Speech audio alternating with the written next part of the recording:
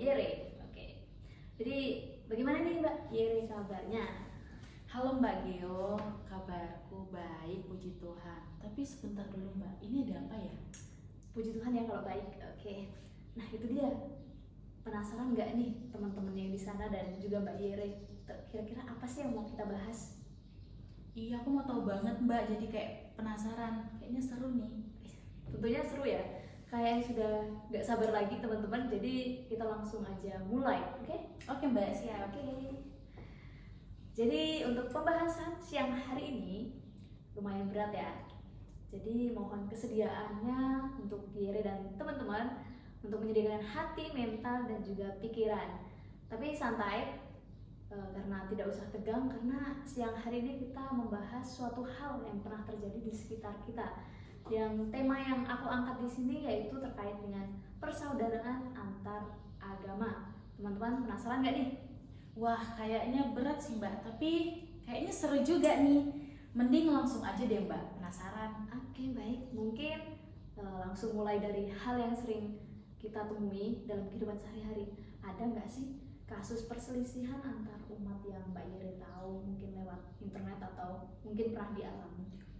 Kalau aku sih Mbak ya, aku tuh tadi tuh baru baca kayak dari aku lihat di internet tuh kayak lagi ada marak-maraknya kasus yang umat Katolik doa rosario itu dibubarkan. Aku lupa di mana itu, tapi kayak aku ngelihatnya ya ampun, salah apa gitu kok bisa-bisanya dibubarkan gitu. Untuk Iya, itu sih yang aku tahu Mbak, karena aku juga jarang baca berita sih Mbak. Oke, kasusnya emang kerap terjadi ya. Itu banyak sekali di media sosial sekarang ini. Tepat sekali, kasus yang terjadi tersebut juga sudah banyak diceritakan bukan hanya lewat media sosial, tapi juga ya media massa cetak atau apa itu. Iya Mbak, bahkan di televisi juga ada membahas tentang kasus itu. Betul. Kira-kira melihat kasus tersebut, bagaimana sih cara penyelesaiannya? Jujur ya Mbak, aku sendiri aja tuh kadang bingung. Sejauh ini memang nggak ditanggapi sampai tuntas ya. Harusnya kita juga ikut ambil bagian atau angkat bicara terkait kasus tersebut. Betul banget sih Mbak. Terkadang orang-orang seperti kita yang perlu mengutarakan apa yang kita rasakan. Kalau dibiarkan saja, kasihan juga orang-orang yang mendapat ketidakadilan tersebut dan persaudaraannya yang kurang baik dengan agama lain. Makin kesini makin kasihan ya Mbak. Betul. Kita hidup di Indonesia yang kaya akan keberagaman. Jadi di sini kita memiliki hak juga dalam memilih agama dan kesenangan kita untuk berani angkat bicara. Betul Mbak, tapi caranya tuh gimana ya Mbak? Oke, dengan caranya, karena berita sekarang ini sering lewat di media sosial, maka kita juga bisa memanfaatkan media sosial tersebut dengan membuat pertanyaan atau petisi untuk meredakan kasus yang ada. Tuh.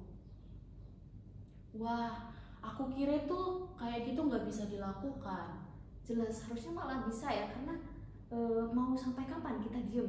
Kalau kita diem sama aja, kalau kita nggak bergerak juga kita sama aja mendukung perpecahan yang terjadi antar umat beragama. Iya juga sih Mbak.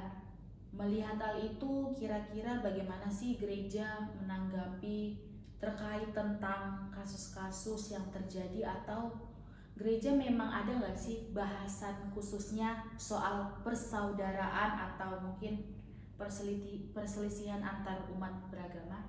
Oke.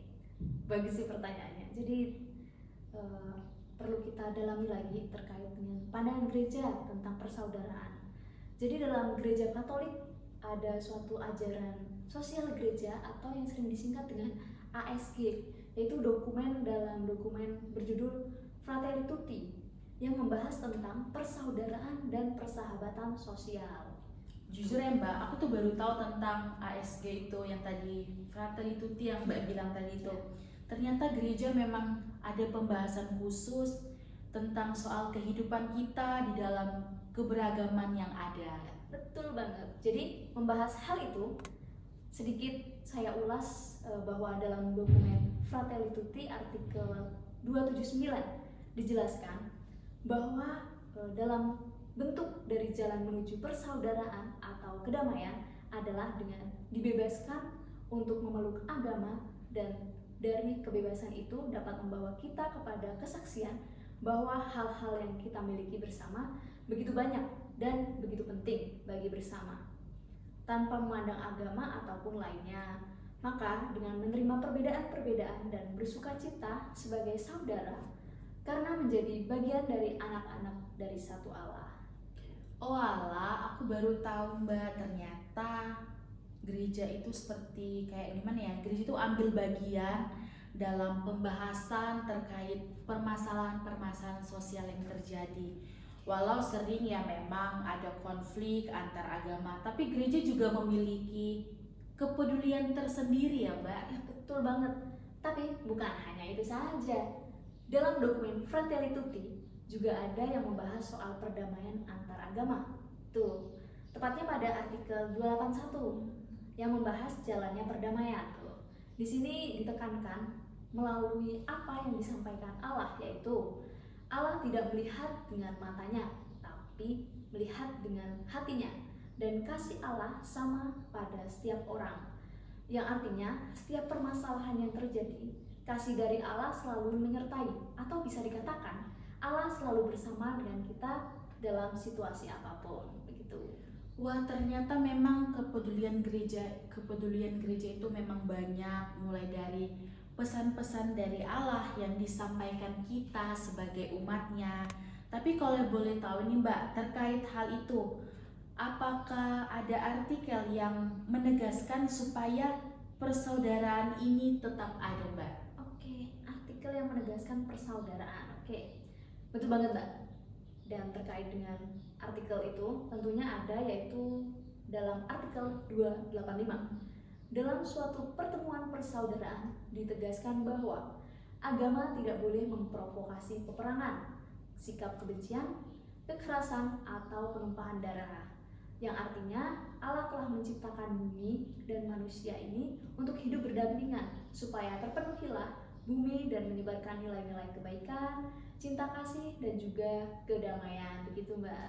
Agak kaget ya Mbak, karena saya sendiri baru tahu kalau gereja itu memang sekeren ini. Lewat dokumen-dokumennya saya jadi pengen baca selengkapnya deh.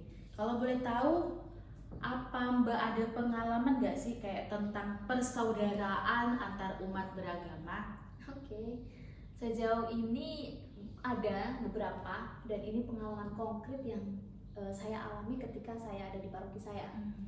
Jadi saya itu ada di paroki Santa Maria Fajar Mataram. Jadi waktu di sana itu emang OMK-nya belum terlalu meriah dan belum banyak orang yang mengikuti OMK. Jadi emang bisa dibilang mati lah OMK-nya. Di sana ada satu frater, dan juga pada saat itu ada romo paroki baru. Nah, datanglah di situ, dan mungkin mereka merembukan sesuatu, dan akhirnya mereka berdua, romo dan seorang frater ini,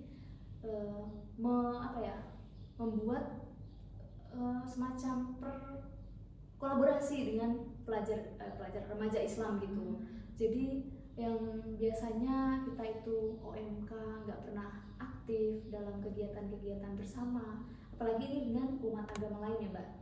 Jadi frater dan romo ini menggerakkan anak-anak OMK yang biasanya makan bareng, terus main bareng, itu pertemuan malam itu semakin asik dengan adanya ya remaja Islam yang ada. Jadi karena melihat OMK itu minim yang mau ikut serta karena mungkin kesibukannya, jadi mencetuskan ide lah si frater ini untuk ayo bergabung juga dengan mengajak remaja Islam. Jadi dengan remaja Islam kita selalu ya bekerja sama dalam, misal kalau mereka sholat id juga, kita juga membantu keamanan, dan sebaliknya.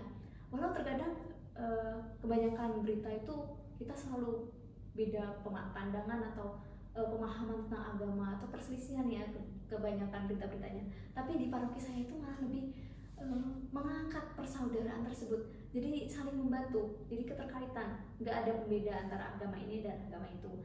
Jadi mereka saling membantu. Pada saat perayaan agama Katolik juga mereka membantu keamanan. Jadi kita saling berkesinambungan. Dan kemarin itu pernah ada kejadian di TK Muhammadiyah, itu kan ada musola yang lumayan besar, itu kebakaran. Jadi karena kita melihatnya warga-warga di situ kan emang di bagian umat agama Islam itu tuh mungkin belum ada kesadaran ya untuk membantu atau gimana. Tapi dengan kerelaan dan entah kesadaran atau panggilan itu mereka saling membantu, membantukan api-api yang masih berkobar. Terus mereka juga ya memberikan bantuan bersama-sama seperti itu. Jadi kayak menurut aku persaudaraan yang ada di paroki saya terkait dengan OMK dan juga remaja Islam itu saling berkaitan dan oke sih untuk kolaborasinya bisa mengembangkan hal-hal yang mungkin banyak orang melihat antar agama itu harusnya berselisih, tapi itu malah membangun persaudaraan yang hebat.